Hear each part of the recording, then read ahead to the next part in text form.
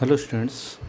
इस लेक्चर में हम स्ट्रक्चर ऑफ किडनी अर्थात वृक्क की संरचना के बारे में अध्ययन करेंगे।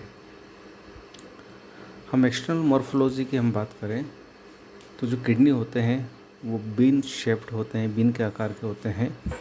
और जो एनिमल्स में राइट साइड का जो किडनी होता है वो एंटीरियर होता है, थोड़ा आगे की ओर होता है, लेकिन मनुष्य में उल्टा होता है, अर्थात लेफ्ट किडनी थोड़ा सा आगे की ओर होता है।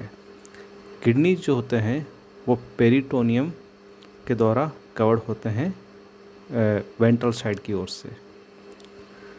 जो अंदर की जो साइड होती है किडनी की इनर साइड वो अवतल होती है, कॉनकेव होती है, और जो पिट होता है उसको हाइलम या हाइलस कहा जाता है। किडनी का निर्माण भ्रूण की मेसोडर्म से होता है।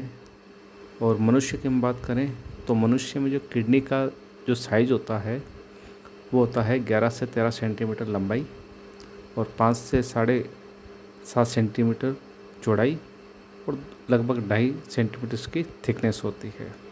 उसका जो वेट होता है वो होता है लगभग 150 ग्राम।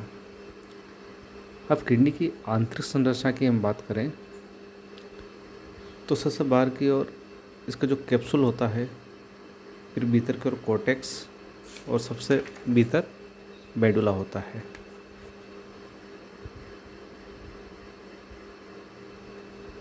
कैप्सूल जो होता है वो फाइब्रस कनेक्टिव टिश्यू का बना होता है जिसे ट्यूनिका फाइब्रोसा कहते हैं।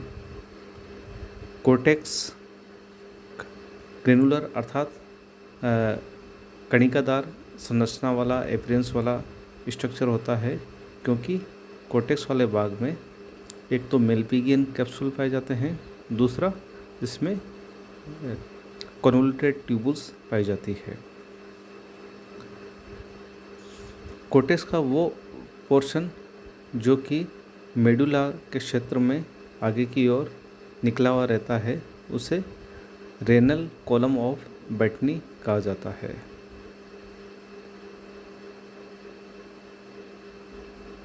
ये आगे की ओर अल्टरनेटिंग टेट्स या रेस के द्वारा सब डिवाइडेड होता है और जो ग्लोमेरुलाई होते हैं वो ब्राइट लाल रंग के पॉइंट्स के रूप में नज़र आते हैं। ये किडनी की संरचना है। इसमें हम देख सकते हैं कि बाहर की ओर तो उसका कैप्सूल है, उसके बाद कोर्टेक्स वाला पोर्शन शुरू होता है। कोर्टेक्स के बाद ये बीच में मेडुला की संरचना दिख रही है, रीनल कैप्सूल, और ये रीनल पेल्विस वाला है और यहाँ यूरेटर है। मेडुला की हम बात करें तो मेडुला की संरचना थोड़ी रेखित नज़र आती है और ये लगभग 10 से 15 कोनिकल मास जैसी संरचना से, जिनको पिरामिड भी कहते हैं, उनसे बना होता है। और इनके जो एपेक्स होते हैं वो पेपिली बनाते हैं। जो एपेक्स वाली जो संरचना है ये इसमें हम देखते हैं कि ये जो एपेक्स है ये पेपिली बनाते हैं और ये जो पेपिली होते हैं वो कप के शेप जैसी कैलिक्स की ओर प्रोजेक्टेड होते हैं। और ये जो कैलिक्सेस होते हैं ये आपस में, ये कैलिक्स है, ये आपस में मिलकर रीनल पेल्विस बनाते हैं और जो कि आगे यूरेटर के रूप में एक्सटेंड होता है।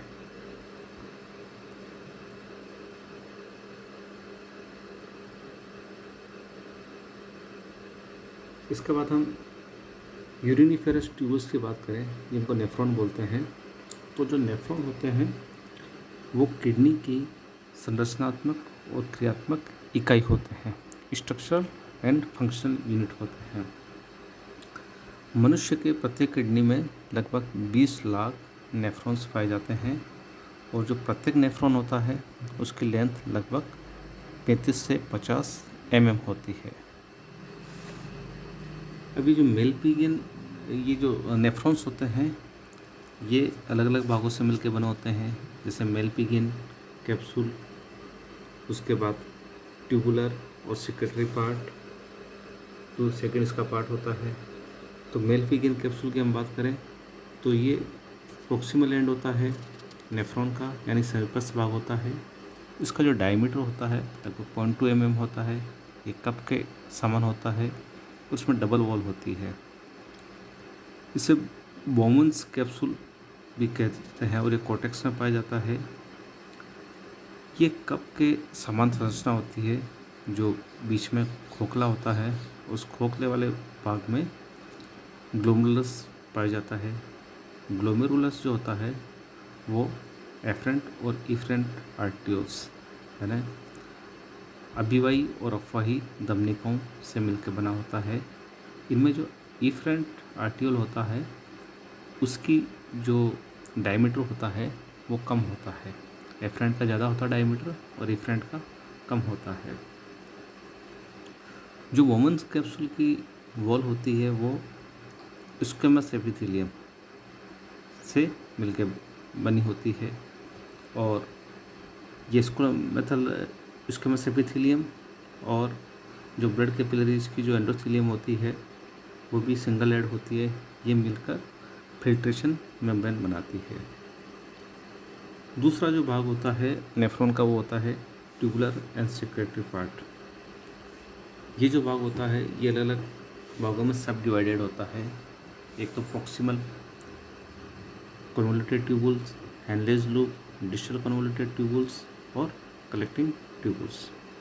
सबसे पहले हम बात करते हैं प्रॉक्सिमल कन्वोल्यूटेड ट्यूबुल्स यानी समीपस कुंडलित ट्यूबुल।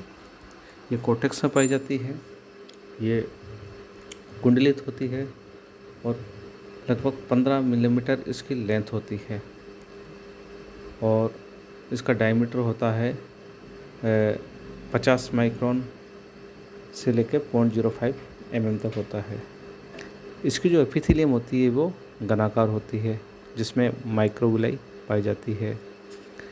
ये फिल्ट्रेट में से अलग अलग प्रकार के जो पदार्थ होते हैं इनको एब्जॉर्ब करता है। दूसरा जो भाग होता है वो है हैंडलेस लूप। ये हैंडलेस लूप होता है, ये बर्ड्स और मैमल्स की किडनी में ही पाया जाता है।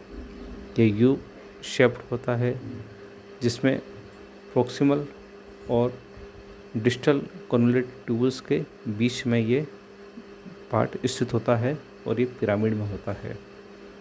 हैंडलेस लूप दो भुजाओं का मिलकर बना होता है, एक तो डिसेंडिंग और दूसरा असेंडिंग।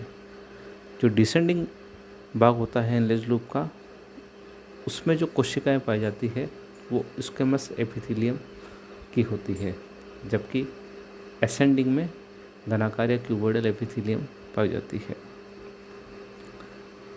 तीसरा जो भाग होता है नेफ्रॉन का वो होता है डिस्टल कन्वोल्यूटेड ट्यूबुल्स यानी दूरस्थ कुंडलित नलिका। ये कोर्टेक्स में पाई जाती है और इसकी जो वॉल होती है वो क्यूबोइडल एपिथेलियम या घनाकार एपिथेलियम की बनी होती है, लेकिन इनमें माइक्रोविलाई नहीं पाई जाती है। हमने देखा कि जो समीपस कुंडलित नलिका होती है उसमें माइक्रोविलाई पाई जाती है लेकिन डिस्टल में नहीं पाई जाती है। ये जो भाग होता है नेफ्रॉन का ये ग्लोमेरुलर फिल्ट्रेट में कुछ पदार्थों को सिक्रेट करने का कार्य करता है। उसके बाद जो लास्ट पार्ट होता है इसका नेफ्रॉन का, जो नेफ्रॉन का पार्ट तो नहीं है लेकिन नेफ्रॉन से अटैच होता है कलेक्टिंग ट्यूबुल्स से। ये जो कलेक्टिंग ट्यूबुल्स होते हैं ये एक या अधिक डिस्टल कन्वोल्यूटेड ट्यूबुल्स से अटैच होते हैं और ये ग्लोमेरुलर फिल्ट्रेट से जल को एब्जॉर्ब करने का कार्य करते हैं। किडनीज में जो मेलफिगिन कैप्सूल, प्रॉक्सिमल और डिस्टल कन्वोल्यूटेड ट्यूबुल्स ये कोर्टेक्स में पाई जाती है, जबकि हैंडलेस लूप और कलेक्टिंग ट्यूबुल्स मेडुला वाले भाग में पाई जाती है। इस डायग्राम में हम नेफ्रॉन को देख सकते हैं। ये वाला पार्ट होता है, ये है उसका बोमन्स कैप्सूल जिसमें कि ये ग्लोमेरुलस होता है और ये है प्रॉक्सिमल कन्वोल्यूटेड ट्यूबुल, ये डिस्टल कन्वोल्यूटेड ट्यूबुल्स और ये है handless loop. Distal convoluted tubule होती है ये फिर कलेक्टिंग ट्यूबुल से साथ अटैच हो जाती है।